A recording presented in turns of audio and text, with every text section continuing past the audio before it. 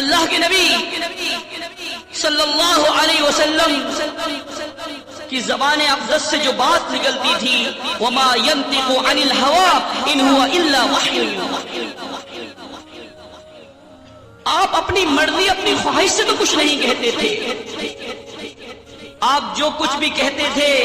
وہ آپ کے رب کی طرف سے وحی ہوا کرتی تھی،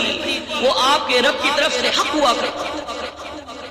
یہی وجہ ہے کہ اللہ رب العالمین نے ارشاد فرمایا اتبعوا ما انزل الیکم من ربکم ولا تتبعوا من دونه اولیاء، اس چیز کی پیروی کرو جو تم پر تمہارے رب کی طرف سے نازل کی گئی ہے،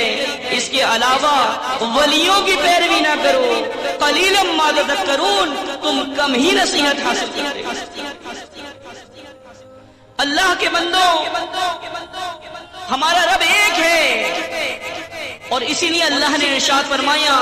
ان هذه امتکم امۃ واحدۃ وانا ربکم فاتقون، بے شک تمہاری یہ امت، تمہاری یہ جماعت ایک جماعت ہے، اور میں تم تمام کا رب ہوں، لہذا تم مجھے سے ڈرو۔ رب ایک ہے،